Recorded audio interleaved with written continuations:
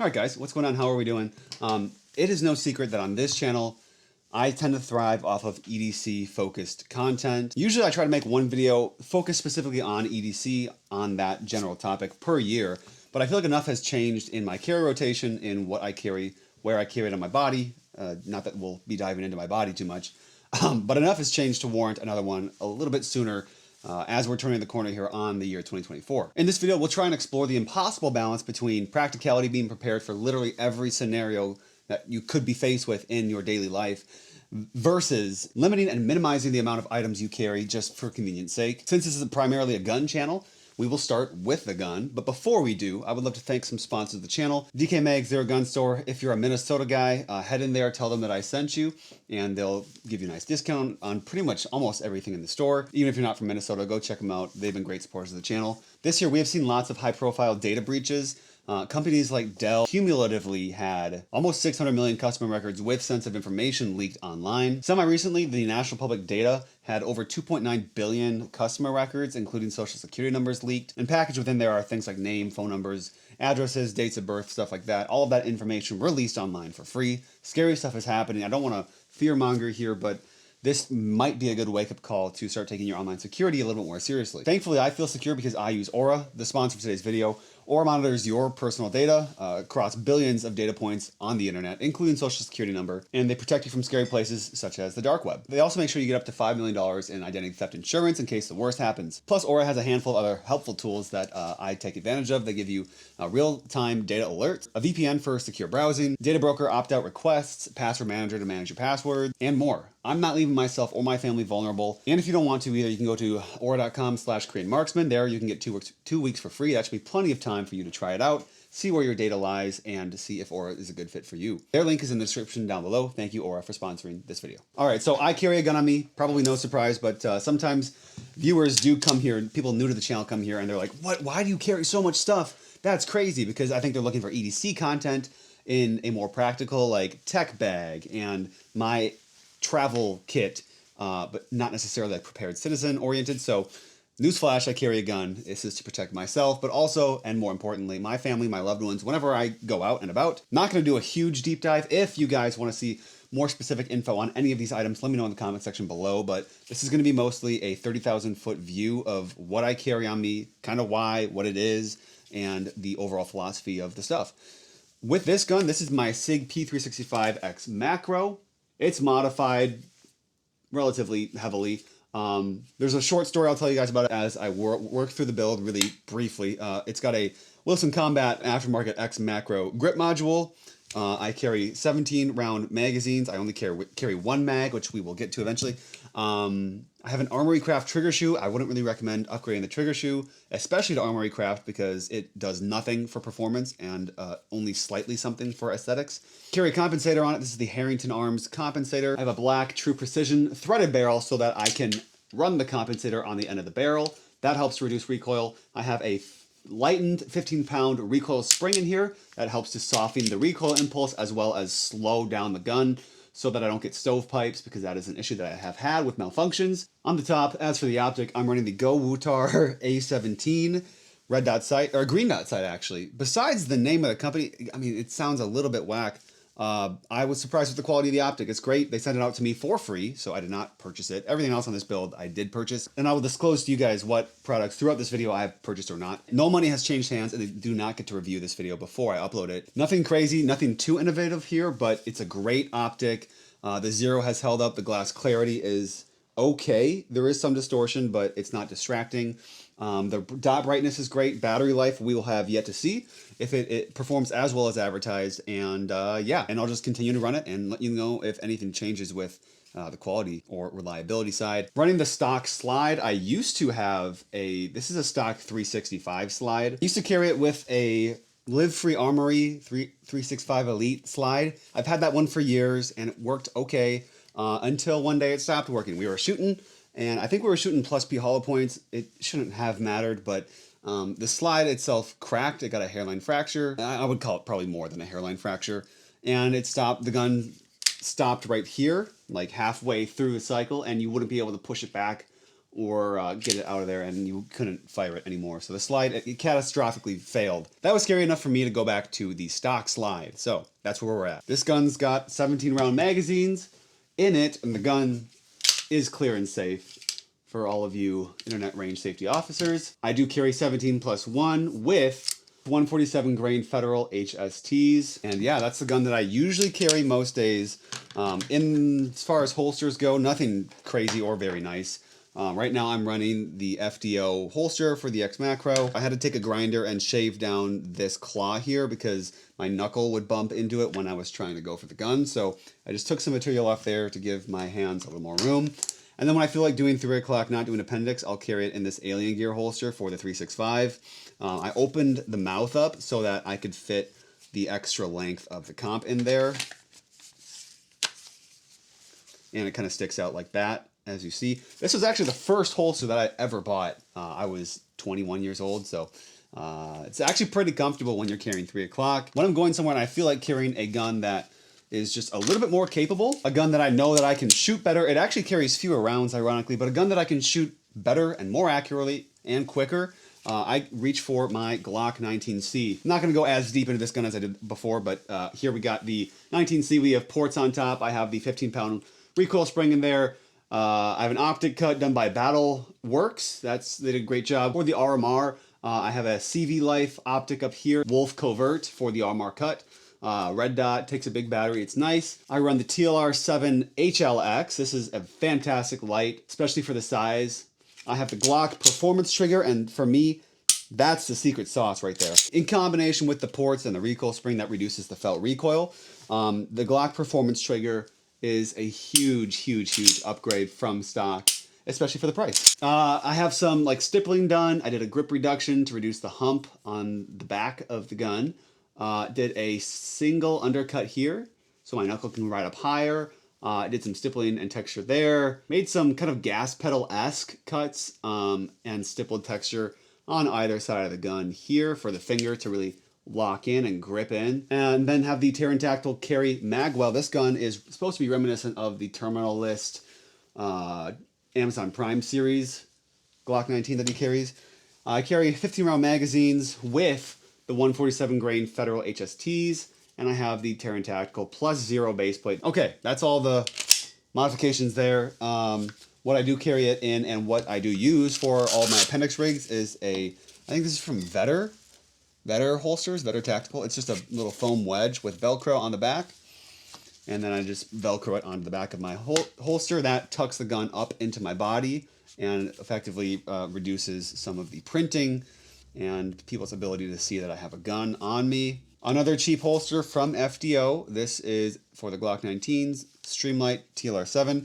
I did cut this part off so that I could fit my light through there. I don't like this holster because the gun rides up so high on my waist that it kind of tips out and I print a little bit more. So if there's any holster companies out there that see this video and would love to sponsor me, I don't know, QVO Tactical, good holster companies, hit me up. I do like carrying this one more, but because this one's lighter, thinner, I print less, it doesn't have a light on it, so it's just a more compact setup overall. I normally do reach for this gun. Front right pocket, this is a knife from Artisan Cutlery. They make great knives. They have a sister company, CJRB. This one right here is the one that I EDC. This is the CJRB Bowie Pyrite. It is really pretty. It's got gold, it's got wood. It has kind of the fidget spinner style opening and closing with a little thumb button that you push right here. And that drops the blade. The blade is extremely sharp. I would wager that the rigidity and the hardness of this steel is the compromise for how freaking sharp this edge is. The blade's dirty because I use it, sorry. But yeah, I really do like that knife a lot. They also sent me a hatchet. I plan on mounting that to my battle belt, but not EDCing a tomahawk. Both blades were sent out to me free of charge. That's not something that I bought for myself. Right here, this is my Cross Tomahawks Jack Carr leather card holder. This has not changed for the past 2 or 3 EDC videos just because I love it so much. It's slim, it's comfortable. One person did mention that it bends their credit card. My American Express card is fully metal, so it does maintain rigidity in my pocket. So if you guys struggle with that problem, that's why I haven't been dealing with it. Just don't be poor. You know, just get a premium credit card. No, not necessarily. Do whatever you need to do, but just know that if you don't run a metal credit card, you might run into, you might see your card starting to bend a little bit. If you want to go like really in depth, I carry my personal card, my work card, cash in this kind of pocket here, and then I carry my driver's license, concealed carry permit, as well as behind that I carry my work ID to get me into work each day. All right, that wraps up the front right pocket. Yeah. Moving on to the front left pocket. Not much has changed in the front left pocket from the last video. So AirPods Pro 2nd generation.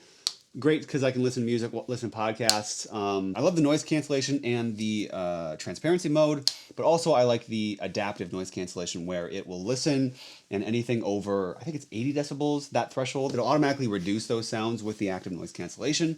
And I have shotguns with these as my ear pro. Don't recommend it because you could destroy the microphones inside, effectively overloading them with too much sound. And they are not NRR rated, so the reduction in noise might not be fully hearing safe, but it sure as heck beats shooting an unsuppressed gun without anything in your ears. Here I've got a POM, right? Yeah, POM, pocket pepper spray guy. This is just a great non-lethal option that gives me a little bit more comfort. I'm thinking things like if a dog comes up to me or my dog, I don't necessarily want to have a lethal solution for that problem. If I can first use this as a deterrent and hopefully a fight stopper with a canine, I certainly will. And I do travel a decent amount for work, nothing too crazy. So having non-lethal options that I can throw in my carry-on bag and not have to worry about checking a firearm because I don't work in the firearms industry, that is very nice and convenient for my peace of mind when I'm out traveling. Last but not least, this light. Oh man, I'm excited about this light. This light I got for free. No money changed hands. This is from Nightcore. This is their EDC 23. So it's a smaller version of a very high power light that they previously made with some features and updates that I thought were really missing. Ironically, in this pair of pants that I'm wearing right now, these gray Wrangler pants, they're cheap pants, fortunately. Otherwise, I'd be really mad. Their full-size version of this light didn't have a thumb safety here. So this is like, I call it a thumb safety, but it's more like a lock-in mechanism that disables the ability for the light to turn on or discharge in your pocket. Long story short, the EDC 25, a previous but higher output version, didn't have that feature, and the light discharged in my pocket for God knows how long, and it burnt a hole through my pants pocket. Fortunately, it didn't burn my leg, but that's kind of annoying, especially if you wear nice pants. I would have been really mad if it burned through my Origin jeans, which I do wear almost every day. This light maxes out at 2,500 lumens, and it's small, guys. It's a small light. It's slim. This is, especially because the price is what it is, it's hands down the best light that I've ever seen. So very, very bright, 2,500 lumens. If you do a kind of a half press on this top button, and then if you full press it, it'll strobe out. It's brighter than bright enough to blind you, especially at night. And then you do this taller but smaller button to activate the lower power, more admin mode. So it has two modes. And then each time you do a half click on that top button, it gets brighter until it cycles through four different brightness modes. And then you full click to turn it off. And just like an AR, you flip that safety up before putting it back in your pocket. So it will require some training and muscle memory to deploy it in a tactical situation. So you obviously would pull it out, get it, flip that safety off, and then you would not want to do a full press, probably, or maybe you would want to, because then you'll go into strobe mode. I do admit, with the added lock feature, and it does have an LED display on the front of it. Like, how cool is that? USB-C charging on the side here. Seals right up. I believe this is water rated. I'm not sure. I do really actually love this light. I hated the 25 because it burned my pants. And I was like, okay, I'm going to switch back to Streamlight or something, but I'm pretty dang impressed with this light. Back left pocket, I carry the Snakestaff tourniquet, Snakestaff Systems tourniquet. I did just order their little sleeve that they sell. $20 when you look at shipping and taxes. I just bought that because the Velcro material on this tourniquet, it does tend to take the material from my pants pocket and bring it into the Velcro. So having that sleeve will cover it up and make it less sticky each time I take it in and out.